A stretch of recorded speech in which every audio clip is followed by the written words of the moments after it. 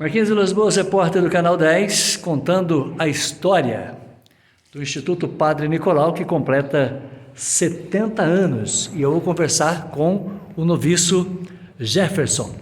Prazer em te conhecer, Jefferson. Prazer, meu. Que bom ter vocês aí no canal.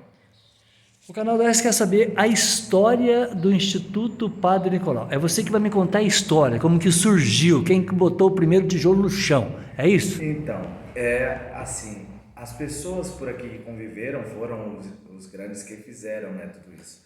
Depois que o Padre Nicolau faleceu, que como já contou o Douglas, 1953, foi o tempo em que eles então deram firmeza para o Instituto. Como falava antes, eles sonhavam então de ter aqui no Instituto um lugar da educação. E foi esse o principal então ideia, né, intenção do Instituto, ter como escola. E aí fizeram então com que aqui ficasse uma escola. E a intenção então era das pessoas que por aqui, as crianças que por aqui morassem e de toda a região, não pagassem. Então os missionários, com a ajuda das pessoas, se empenharam então de fazer carnês, fazer movimentos, né, para então construir essa casa onde hoje estamos. E aí todo mundo se empenhou com muito compromisso de construir essa casa. E aí logo depois o Padre Nicolau já tinha falecido, então eles tiveram então a ideia de colocar em homenagem ao Padre Nicolau, que por aqui passou e que fez muita coisa boa. E tinha intenção também, junto com os outros missionários que aqui moravam, né? Então eles formaram essa casa, né, que na época era colégio, então, e ficaram centenas de jovens, né, de alunos estudaram aqui e que por aí encontram-nos na rua e falam para nós que foi um tempo muito bom, que isso aqui, que essa formação que aqui tiveram fez muito bem para eles. Então essa história que foi idealizada em 1953 faz até hoje, né, memória pelas pessoas que por aqui passaram. Portanto, nós tivemos uma ideia de construir uma escola, demos o nome de Instituto Padre Nicolau, em homenagem ao padre que fez um trabalho maravilhoso. Sim. E foi um trabalho da comunidade. Sim, as pessoas que por aqui moraram, né, moravam vizinhos, aí foram se empenhando com o missionário que aqui morava, né, porque eram muitos missionários que aqui estavam, então foram então idealizando. Um livro que conta essa história não diz assim bem o nome das pessoas, porque foi muita gente. Muita né? gente. Aí a história foi acontecendo, inicialmente escola. Escola. E os missionários eram os professores. Então, eles não contam assim se tinham pessoas que davam aula. Com certeza sim, os missionários que estavam por aqui, porque tinha formação, né, na área educacional. Assim, quando se fazia filosofia, era licenciado para dar aula, tudo mais. Então, os missionários por aqui foram fazendo com que esse lugar se tornasse lugar de educação, e com certeza conta no livro que algumas pessoas se prontificaram em ajudar na formação, né, aos alunos e tudo mais. A partir de quando essa história passa a ser para a formação do padre mesmo?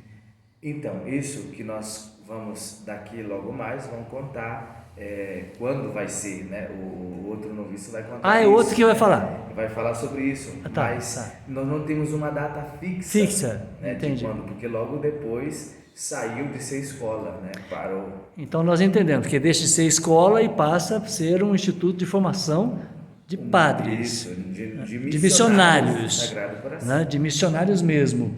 Eu quero conhecer agora o Jefferson. Você veio de onde? Eu sou natural de São Luís do Maranhão, uma ilha. Maranhão. Isso, que é a capital do estado, né? E está lá na ponta, né, do nordeste do Brasil, quase na divisa entre, né, Maranhão e Pará, né? Então nós estamos lá em cima. E eu conheci a congregação, por exemplo, quando eu tinha 11 anos. Né? Os missionários italianos foram os que chegaram no Maranhão e fizeram história por ali, e a minha paróquia de origem estava sobre a responsabilidade dos italianos ali. E eu, desde criança, convivendo naquela comunidade, naquela paróquia, conhecia eles, e lá tem o seminário onde tem hoje a filosofia, né? Onde faz parte da formação. E lá, os missionários que moravam lá, começou então a me chamar a fazer encontros vocacionais. Então eu deveria ter uns 11 anos de idade quando comecei a fazer encontros vocacionais. E a esperança que eu tinha era de fazer o ensino médio no seminário menor. Mas quando eu fui para o ensino médio, a nossa província deixou o seminário menor e aí eu tive que esperar terminar o ensino médio para poder ingressar no propedêutico da congregação. Então, fiquei quase 9 anos ali esperando para poder ingressar na formação. E aí, depois disso tudo, no ano de 2019, eu ingressei no seminário na cidade de Pirassununga. Fiquei 1 ano lá, depois retornei para o Maranhão e fiquei lá 3 anos cursando filosofia.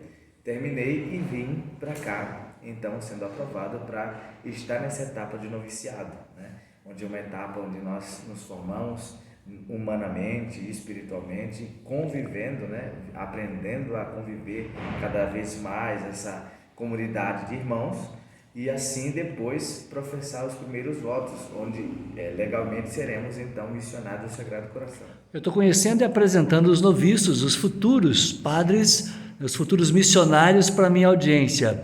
Eu sei que convivência de irmãos às vezes tem algumas discussões. É normal isso também dentro do noviciato? São pessoas diferentes, não é? Claro, isso é normal, porque nós somos pessoas, por exemplo, de diversas regiões. Exatamente. E cada um foi criado em uma realidade, né? Nós somos de culturas diferentes e que aqui vamos nos agregando.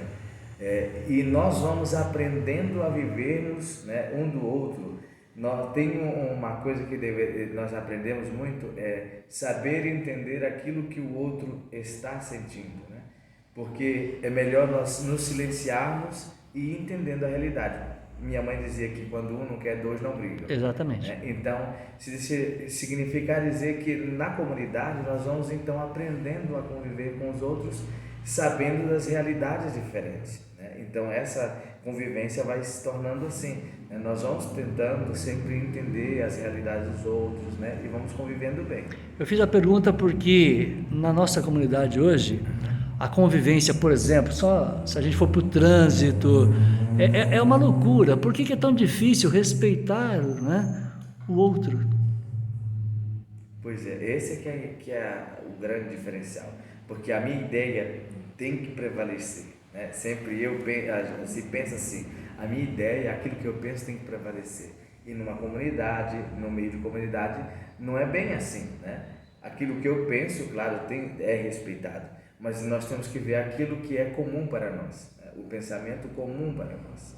Esse deve ser o grande segredo da comunidade. E essa foi a história que você trouxe para a audiência do canal, quer dizer, foi o sonho de uma comunidade que tornou essa obra realidade. Isso mesmo, então eles sonhavam nisso, né? Porque como já contava o noviço antes, as irmãs tinham escola e para meninas e os meninos não tinham. Então aquele sonho se tornou então realidade. É verdade. Prazer te conhecer. Prazer meu.